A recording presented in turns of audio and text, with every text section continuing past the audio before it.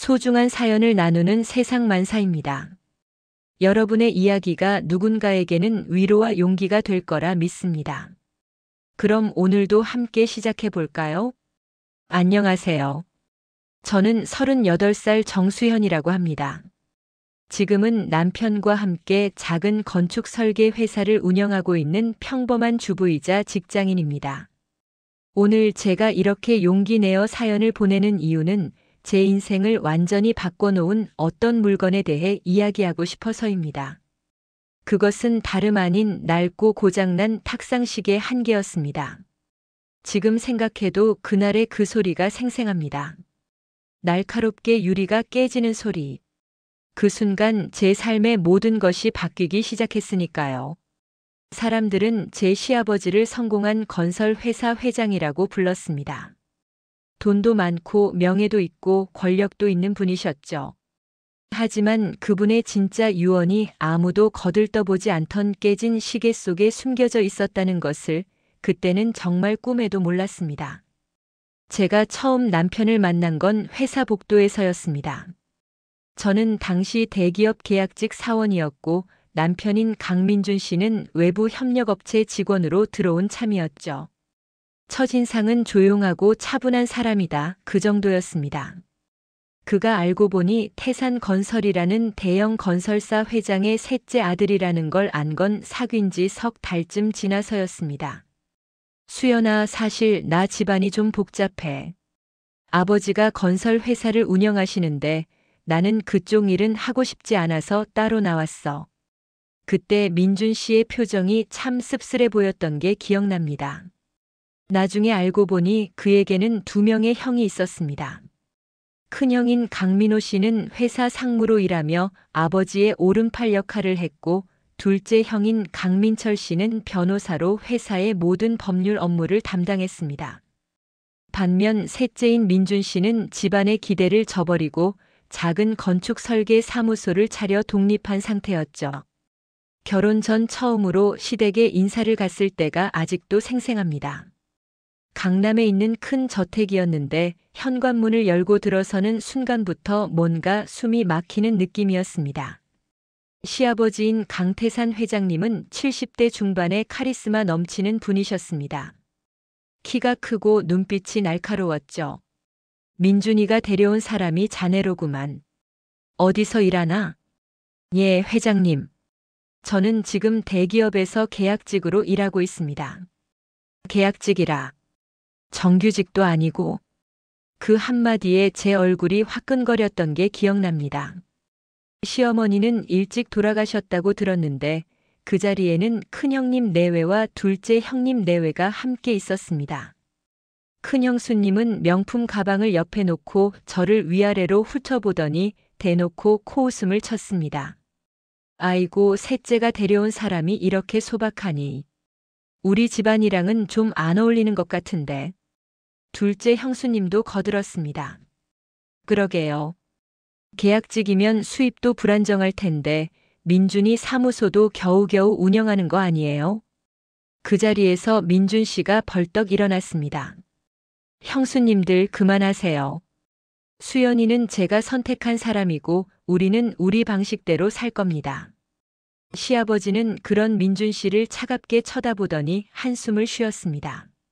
민준아, 내가 집안일을 거부하고 나간 건 내 선택이니까 더 이상 뭐라 하지 않겠다. 하지만 내 형들처럼 회사에 기여하지 않는 이상 내 재산에 대한 기대는 하지 마라. 알겠느냐? 예, 아버지. 저는 기대하지 않습니다. 그렇게 우리는 축복받지 못한 결혼을 했습니다. 결혼식에도 시댁 식구들은 형식적으로만 참석했고 신혼여행도 우리 돈으로 겨우 제주도를 다녀왔습니다. 하지만 저는 괜찮았습니다.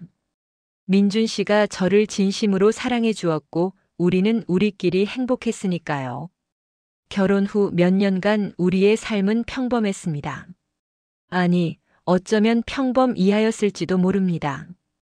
민준 씨의 작은 설계 사무소는 직원이 5명도 안 되는 영세한 곳이었고 큰 프로젝트는 거의 없었습니다. 저도 계약직 일을 계속하며 집안 살림에 보탰습니다. 월세 아파트에서 살면서 외식도 거의 못하고 명절 때마다 시댁에 가는 게 제일 괴로웠습니다. 명절만 되면 큰 집에 모였는데 그때마다 저희는 완전히 투명인간 취급을 받았습니다. 큰형님은 회사 경영 이야기를 하면서 으스대고 둘째 형님은 최근에 맡은 큰 소송건에 대해 자랑했습니다. 형수님들은 명품 옷과 가방을 뽐내며 해외여행 이야기를 늘어놓았죠. 아, 우리 이번에 프랑스 다녀왔는데 정말 좋더라. 민준이 동생은 언제 해외여행 한번 가보려나? 큰형수님의 그 비꼬는 말투를 지금도 잊을 수가 없습니다. 민준 씨는 아무 말 없이 밥만 먹었고 저는 속으로 눈물을 삼켰습니다. 시아버지는 그런 분위기에도 아무 말씀이 없으셨습니다. 아니, 어쩌면 셋째 아들이 무능력하다는 걸 확인하며 만족하시는 것처럼 보이기도 했습니다. 가장 상처받았던 건 작년 추석 때였습니다. 온 가족이 모인 자리에서 시아버지가 갑자기 말씀하셨습니다. 내가 이제 나이도 많고 언제 어떻게 될지 모르니 미리 말해두겠다. 회사는 민호가 물려받을 것이고 민철이는 법률 쪽 업무와 함께 부동산 몇 채를 챙겨주마. 민준이 너는 잠시 뜸을 들이시더니 이어서 말씀하셨습니다.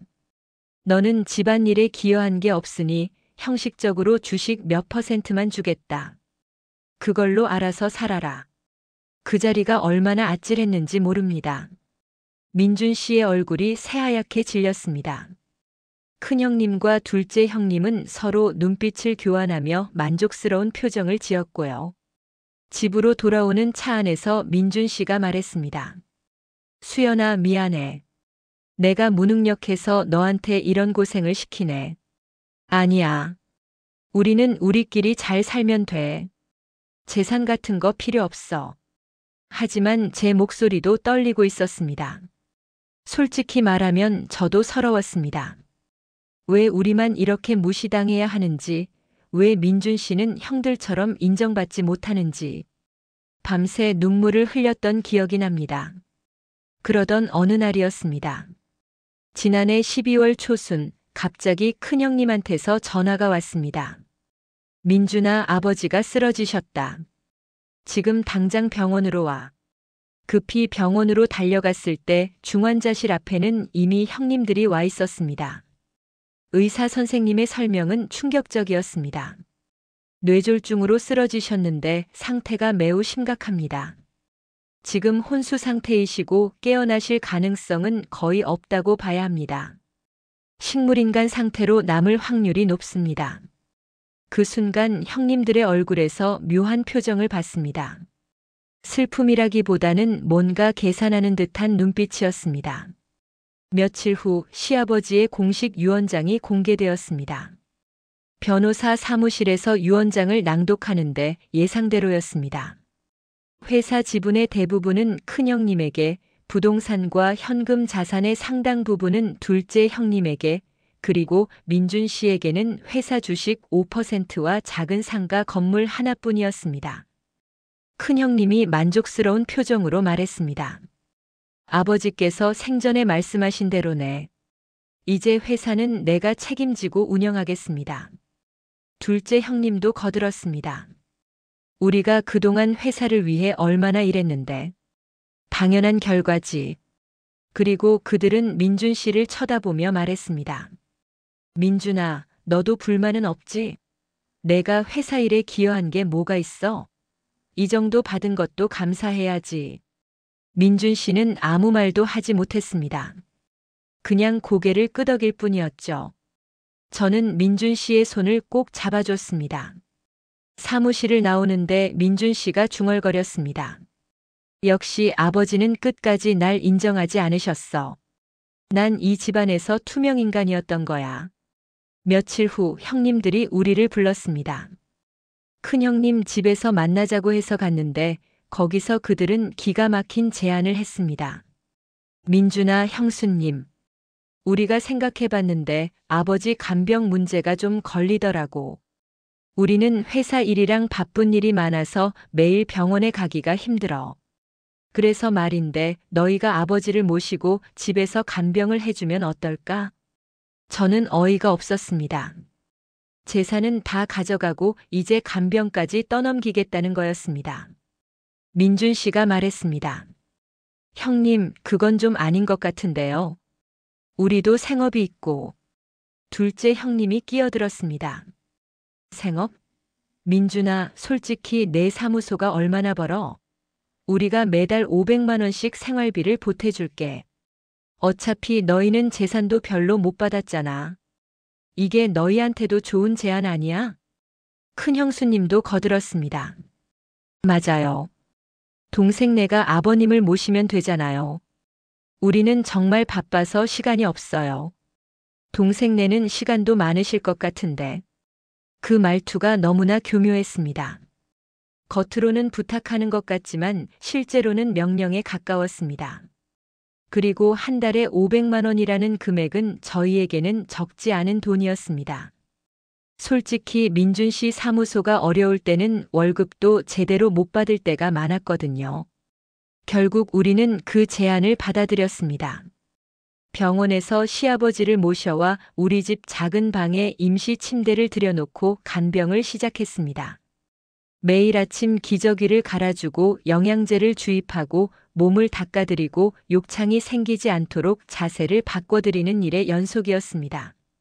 처음에는 간호사 선생님이 주 3회 방문해서 도와주셨지만 나머지 시간은 제가 전부 감당해야 했습니다. 회사도 그만두고 전업으로 간병을 해야 했죠. 민준 씨는 낮에는 사무소 일을 하고 밤에 돌아와 제가 쉴 수 있도록 교대로 간병을 했습니다. 형님들은 약속대로 한 달에 500만 원을 보내주기는 했습니다. 하지만 병원에 한 번 오는 일도 드물었습니다. 한 달에 한 번, 그것도 형식적으로 10분 정도 들렀다가 가는 게 전부였습니다. 큰형님은 올 때마다 이렇게 말했습니다. 아버지 상태는 어때? 뭐 어차피 깨어나실 가능성은 없다며? 그냥 편하게 모시고 있어. 그 말투에서 저는 느꼈습니다. 형님들은 시아버지가 빨리 돌아가시기를 바라고 있다는 것을요. 회사 경영권이 완전히 넘어온 상태에서 시아버지가 깨어나시면 오히려 복잡해지니까요. 하지만 이상하게도 저는 시아버지를 정성껏 간병하게 되었습니다. 생전에는 저를 무시하시고 민준 씨를 인정하지 않으셨지만 이렇게 무력하게 누워 계신 모습을 보니 미운 마음이 사라졌습니다. 아니, 어쩌면 불쌍하다는 생각마저 들었습니다. 이렇게 큰 회사를 일구고 돈도 많이 모았지만 결국 자식들에게 버림받고 셋째 며느리 손에 의지해야 하는 신세가 되셨으니까요. 어느 날 밤 혼수 상태인 시아버지의 손을 잡고 혼자 중얼거렸습니다. 아버님, 저 정수연이에요. 제가 비록 변변찮은 며느리지만 아버님을 잘 모실게요. 혹시 깨어나실 수 있다면 저희를 한 번만이라도 인정해 주세요. 물론 대답은 없었습니다. 다만 인공호흡기 소리와 심전도 기계의 규칙적인 삐삐 소리만 들릴 뿐이었습니다. 그렇게 석 달이 지났습니다. 봄이 되고 날씨가 따뜻해지기 시작했습니다.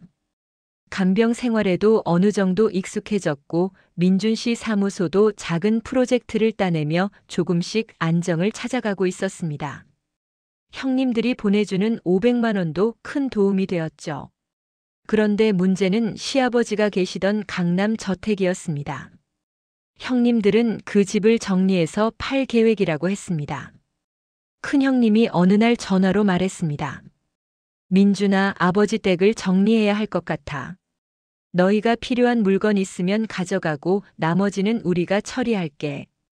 이번 주말에 다 같이 가서 정리하자. 주말에 온 가족이 시아버지 댁에 모였습니다.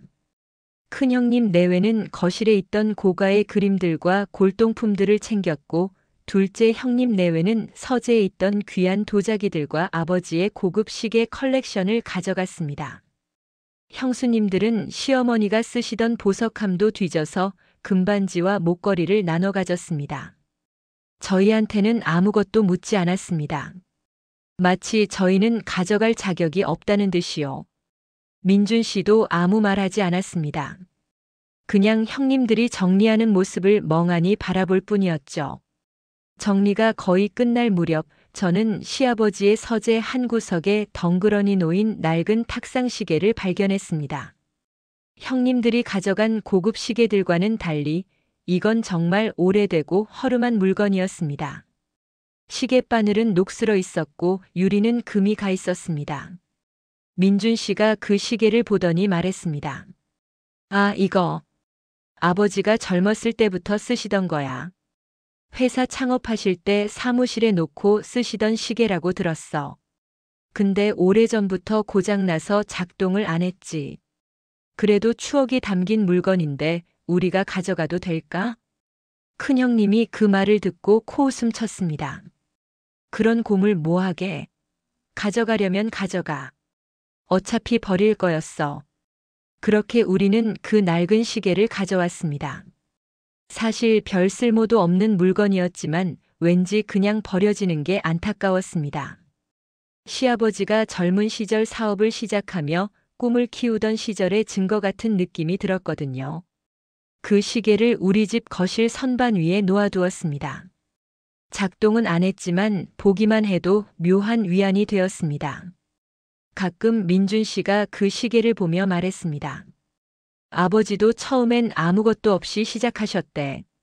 맨손으로 건설 현장에서 일하시다가 작은 건설 회사를 차리셨고 그게 커져서 지금의 태산건설이 된 거지.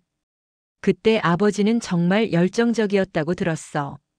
그럼 지금은요? 지금은 돈과 권력에 빠지신 것 같아. 가족보다 사업을 우선시하셨고 자식들도 그냥 사업의 도구로 생각하신 것 같아. 큰형이랑 둘째 형은 그런 아버지를 닮아서 그렇게 된 거고. 민준 씨의 목소리에는 서러움과 동시에 체념이 섞여 있었습니다. 그렇게 또 한 달이 지났습니다. 어느 날 오후 저는 거실을 청소하고 있었습니다. 시아버지를 간병하느라 집안일에 손이 덜 가서 먼지가 꽤 쌓여 있었거든요. 선반 위에 시계도 닦으려고 천을 가져와 닦기 시작했습니다. 그런데 그때였습니다. 시계를 옮기려다가 제 손에서 미끄러지면서 바닥으로 떨어진 겁니다. 쨍그랑 하는 소리와 함께 유리가 산산조각 났습니다. 아, 이런. 저는 급히 바닥에 흩어진 유리 조각들을 치우기 시작했습니다.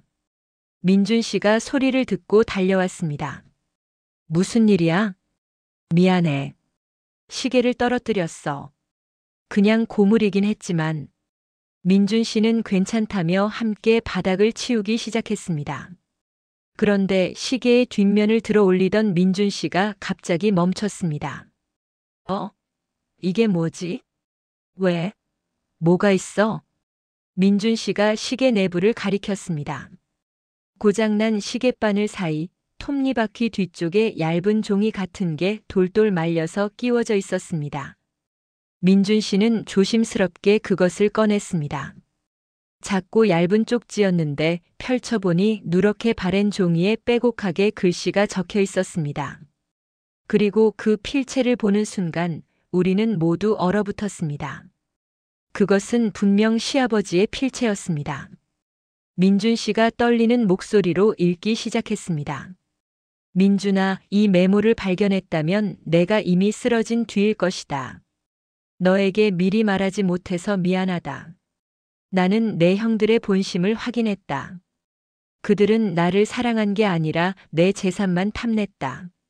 며칠 전 우연히 민호와 민철이 나눈 대화를 들었다. 아버지가 빨리 죽어야 회사를 마음대로 할 수 있다는 말을 하더구나.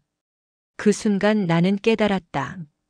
내가 평생 잘못된 선택을 해왔다는 것을. 민준 씨의 목소리가 점점 더 떨렸습니다. 나는 공개된 유언장과는 별도로 모든 재산을 신탁계좌로 옮겼다. 은행명은 하나은행 강남지점이고 계좌번호는 거기에는 구체적인 계좌번호와 비밀번호 그리고 금고의 위치까지 적혀 있었습니다. 내 형들에게는 회사와 부동산 몇 채만 남겼다. 진짜 현금 자산은 모두 이 신탁 계좌에 있다. 금액은 200억 원 정도 될 것이다. 민준아, 이건 내 몫이다. 나는 너를 무능하다고 무시했지만 사실 너는 내 형들보다 훨씬 정직하고 착한 아이였다. 내가 그걸 너무 늦게 깨달았구나. 미안하다, 아들아. 그 순간 저는 믿을 수가 없었습니다. 민준 씨는 그 쪽지를 들고 멍하니 서 있었습니다. 눈에서 눈물이 주르륵 흘러내렸습니다. 아버지가 이걸. 저도 눈물이 났습니다. 시아버지는 생전에 민준 씨를 무시하셨지만 마지막 순간에는 진실을 깨달으셨던 거였습니다. 그리고 가장 아무도 탐내지 않을 물건, 그 낡은 시계 속에 가장 중요한 비밀을 숨겨두셨던 거죠. 우리는 즉시 은행에 확인했습니다. 쪽지에 적힌 계좌번호로 조회를 해보니 정말로 거액의 신탁 계좌가 존재했습니다. 금액은 정확히 210억 원이었습니다. 그리고 수익자는 강민준, 즉 제 남편으로 지정되어 있었습니다. 이건 진짜야? 민준 씨는 믿을 수가 없다는 표정이었습니다. 은행 직원도 신탁 문서를 확인하더니 고개를 끄덕였습니다. 네, 고객님. 이 계좌는 강태산 고객님이 작년 11월에 개설하신 특수 신탁 계좌입니다. 수익자가 증빙 서류와 비밀번호를 제시하면 전액 인출이 가능합니다. 우리는 그 자리에서 서로를 껴안았습니다. 믿을 수 없었습니다. 시아버지가 마지막으로 민준 씨를 인정해 주신 거였습니다. 하지만 문제는 이제부터였습니다. 이 사실을 형님들이 알게 되면 가만히 있지 않을 게 분명했습니다. 특히 변호사인 둘째 형님은 온갖 법적 수단을 동원할 것이 뻔했죠. 며칠 동안 우리는 고민했습니다. 어떻게 해야 할까? 그냥 조용히 가져갈까? 아니면 정식으로 법적 절차를 밟을까? 결국 우리는 정직하게 가기로 했습니다. 민준 씨가 말했습니다. 수연아, 우리가 형들처럼 비열하게 행동하고 싶지 않아. 아버지의 뜻이 담긴 이 유산을 당당하게 받고 싶어. 법원에 제출하자. 우리는 변호사를 선임했습니다. 그리고 시아버지의 친필 메모와 신탁 계좌 증빙 서류를 법원에 제출하며 유산 분할 재심을 신청했습니다. 형님들이 이 소식을 듣고 발작하다시피 했습니다. 큰형님이 전화로 고함을 질렀습니다. 민준아, 내가 지금 뭐 하는 짓이야? 조작이지? 그 쪽지를 내가 만든 거지. 아닙니다, 형님. 이건 아버지의 진짜 필체예요. 필적 감정을 받으셔도 됩니다. 둘째 형님은 더 냉정했습니다. 민준아, 법정에서 보자. 내가 변호사인 거 알지? 그 조작된 증거로는 절대 안 통할 거다. 형수님들도 저한테 전화해서 온갖 욕설을 퍼부었습니다. 큰형수님은 울면서 소리쳤습니다. 정수연 씨, 당신이 민준이를 부추긴 거죠? 돈이 그렇게 탐나세요? 우리 가족을 이렇게 파탄내고 싶으세요? 하지만 저는 당당했습니다. 형수님, 이건 시아버지께서 남기신 진짜 유언입니다. 우리가 조작한 게 아니에요. 법정 싸움이 시작되었습니다. 형님들은 변호사를 여러 명 선임해서 총공세를 펼쳤습니다. 그 쪽지가 조작되었다고 주장했고 필적 감정을 요구했습니다. 우리도 당연히 응했습니다. 몇 주 후 필적 감정 결과가 나왔습니다. 국립과학수사연구원의 공식 감정 결과 그 쪽지의 필체는 99% 이상의 확률로 강태산 회장의 친필이 맞다는 결론이 나왔습니다. 또한 종이의 연대 측정 결과 작년 11월경에 작성된 것으로 추정된다는 결과도 나왔습니다. 형님들은 그래도 포기하지 않았습니다. 이번에는 시아버지가 정신이 온전하지 않은 상태에서 작성했을 거라고 주장했습니다. 하지만 병원 기록을 확인해 보니 시아버지는 쓰러지기 전날까지 정상적으로 회사 업무를 보셨고 정신 상태에 아무런 문제가 없었습니다. 그리고 결정적으로 은행에 신탁계좌 개설 기록이 있었습니다. 작년 11월 27일 시아버지가 직접 은행에 방문해서 신탁계좌를 개설하고 거액을 입금한 기록이 CCTV에도 선명하게 남아 있었습니다. 은행 직원의 증언도 있었습니다. 고객님께서 매우 또렷한 정신으로 방문하셔서 셋째 아들에게 줄 유산이라며 신탁계좌를 만드셨습니다. 법정 공방은 석 달간 이어졌습니다. 그 기간 동안 저희는 정말 힘들었습니다. 형님들은 시아버지의 간병비를 끊었고 우리를 집안의 배신자로 몰았습니다. 친척들도 우리를 비난했습니다. 어떻게 형들한테 그럴 수가 있어? 폐륜아들아.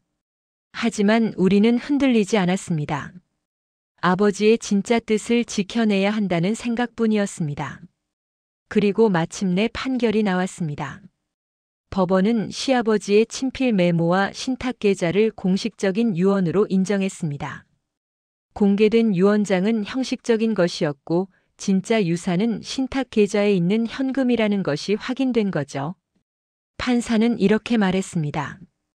고인이 생전에 명확한 의사를 가지고 신탁계좌를 개설했고 수익자를 지정했으며 그 의사를 담은 친필 메모를 남긴 이상 이는 법적으로 유효한 유언으로 인정됩니다. 따라서 신탁계좌의 재산은 피고인 강민준에게 귀속됩니다. 그 순간 법정이 술렁였습니다. 큰형님은 얼굴이 새하얗게 질렸고 둘째 형님은 고개를 떨구었습니다. 형수님들은 울면서 저를 노려봤습니다. 하지만 저는 당당했습니다. 우리가 이긴 거였습니다. 아니, 정확히는 시아버지의 진짜 뜻이 이긴 거였습니다. 판결 후 형님들이 우리를 찾아왔습니다. 큰형님이 떨리는 목소리로 말했습니다. 민준아, 우리가 잘못했다. 그동안 너를 무시하고 아버지 유산만 탐낸 걸 인정한다. 부디 이 집안이 완전히 갈라서지 않게 해줘. 하지만 민준 씨는 단호했습니다. 형님, 저는 형님들을 용서할 수 있습니다. 하지만 가족으로 다시 돌아가는 건 불가능할 것 같아요. 형님들은 아버지가 살아계실 때도 돌아가신 후에도 오직 재산만 생각하셨잖아요. 저는 그런 관계를 원하지 않습니다. 둘째 형님이 항변했습니다. 그래도 피는 물보다 진하다고 하잖아. 우리가 형제인데. 민준 씨가 씁쓸하게 웃었습니다. 피가 물보다 진하다면 왜 형님들은 아버지가 쓰러지셨을 때 한 달에 한 번도 안 오셨습니까? 왜 간병은 저희한테 떠넘기고 유산만 챙기려고 하셨습니까? 형님들에게 가족이란 그저 재산을 나눠 가질 대상일 뿐이었던 것 같습니다. 형님들은 아무 말도 못하고 돌아갔습니다. 그 이후로 우리는 연락을 끊었습니다. 명절에도 만나지 않고 각자의 길을 가기로 했습니다. 저희는 그 유산으로 민준 씨의 작은 설계 사무소를 키웠습니다. 직원을 20명으로 늘렸고 중형 프로젝트들을 따내기 시작했습니다. 민준 씨는 정직하고 투명한 경영을 원칙으로 삼았습니다. 시아버지처럼 돈과 권력에 빠지지 않겠다고 다짐했죠. 저도 회사 경영에 참여하기 시작했습니다. 재무와 인사 관리를 맡으면서 직원들이 행복하게 일할 수 있는 환경을 만들려고 노력했습니다. 우리 회사는 업계에서 공정한 거래와 정직한 시공으로 조금씩 이름을 알려가기 시작했습니다. 시아버지는 여전히 혼수 상태로 계십니다. 우리는 여전히 정성껏 간병을 하고 있습니다. 이제는 형님들의 돈이 아니라 우리 돈으로요. 가끔 시아버지의 손을 잡고 말씀드립니다. 아버님, 저희 잘 살고 있어요. 아버님이 마지막으로 믿어주신 그 믿음, 저희가 헛되이 하지 않을게요. 정직하게, 바르게 살겠습니다. 언젠가 깨어나셔서 저희 모습을 보실 수 있으면 좋겠어요. 물론 대답은 없습니다. 하지만 저는 믿습니다. 시아버지께서 저희를 지켜보고 계실 거라고요. 그 깨진 시계는 지금도 우리 집 거실에 있습니다. 고쳐서 작동하게 만들 수도 있었지만 그냥 그대로 두기로 했습니다. 깨진 채로 멈춰진 채로 하지만 저희에게 가장 소중한 의미를 담은 채로요. 가끔 그 시계를 보면 생각합니다. 인생에서 가장 중요한 것은 겉으로 보이는 화려함이 아니라 그 안에 담긴 진심이라는 것을요. 형님들은 고급 시계들과 비싼 골동품들을 가져갔지만 정작 가장 값진 것은 아무도 거들떠보지 않던 낡은 시계 속에 있었습니다. 저희는 이제 행복합니다. 물질적으로도 여유가 생겼지만 그보다 더 중요한 건 서로에 대한 믿음과 사랑입니다. 민준 씨는 이제 당당하게 자기 사업을 이끌어가고 있고 저도 그런 남편을 옆에서 지지하고 있습니다. 가끔 큰형님이나 둘째 형님 소식을 듣습니다. 회사는 그럭저럭 운영되고 있지만 형제 간의 경영권 다툼으로 내홍이 심하다고 합니다. 거액의 유산을 받았지만 행복해 보이지는 않습니다. 결국 돈만으로는 행복할 수 없다는 걸 증명하는 것 같습니다. 반면 저희는 시아버지가 남겨주신 유산을 의미 있게 쓰고 있습니다. 회사 직원들의 복지에 투자하고 어려운 이웃을 돕는데도 일부를 사용합니다. 그게 시아버지가 진짜 원하셨던 것이라고 믿기 때문입니다. 지난주에는 저희 회사가 처음으로 대형 아파트 단지 설계를 수주했습니다. 민준 씨는 정말 기뻐하면서도 책임감을 느꼈습니다. 수연아, 우리 이제 큰 프로젝트를 맡게 됐어. 아버지가 평생 건설업을 하셨잖아. 나도 이제 그 뜻을 이어받는 것 같아. 하지만 아버지처럼 돈만 쫓지 않을 거야. 사람들이 행복하게 살 수 있는 집을 짓고 싶어. 저는 민준 씨를 껴안으며 말했습니다. 당신은 이미 훌륭한 사람이에요. 아버님도 분명 자랑스러워 하실 거예요. 오늘도 저는 시아버지를 간병하며 하루를 시작합니다. 아침에 일어나 따뜻한 물수건으로 얼굴을 닦아드리고 영양제를 주입하고 말씀을 걸어드립니다. 아버님, 오늘도 좋은 하루예요. 날씨가 참 맑아요. 저희 회사가 큰 프로젝트를 따냈어요. 민준이가 정말 열심히 일하고 있어요. 아버님이 언젠가 깨어나시면 자랑스러워 하실 거예요. 혼수 상태의 시아버지는 아무 반응이 없습니다. 하지만 저는 계속 말씀을 드립니다. 언젠가 이 목소리가 닿을 거라고 믿으면서요. 이 사연을 듣고 계신 분들께 드리고 싶은 말이 있습니다. 인생에서 정말 소중한 것은 때로 가장 눈에 띄지 않는 곳에 숨어 있을 수 있습니다. 화려한 것, 비싼 것, 많은 사람이 탐내는 것이 꼭 가치 있는 건 아닙니다. 저희에게는 그것이 낡은 시계였습니다. 아무도 거들떠보지 않고 고물 취급받던 시계. 하지만 그 안에는 아버지의 마지막 사랑과 믿음이 담겨 있었습니다. 여러분의 인생에도 어쩌면 그런 깨진 시계가 있을지 모릅니다. 겉으로는 보잘것없어 보이지만 그 안에 진짜 보물이 숨어 있는 무언가 말이죠. 그것을 놓치지 마세요. 그리고 그 의미를 소중히 간직하세요. 저는 이제 남편과 함께 새로운 미래를 만들어가고 있습니다. 시아버지가 믿어주신 그 믿음을 헛되이 하지 않으려고 노력하며 정직하고 바르게 살아가려고 합니다. 그게 아버지께 드릴 수 있는 최고의 보답이라고 생각합니다. 긴 이야기 들어주셔서 감사합니다. 여러분 모두 행복하시길 바랍니다. 영상이 재미있으셨다면 구독과 좋아요, 댓글까지 부탁드리고 오늘도 건강하고 행복한 하루 되시길 바랍니다.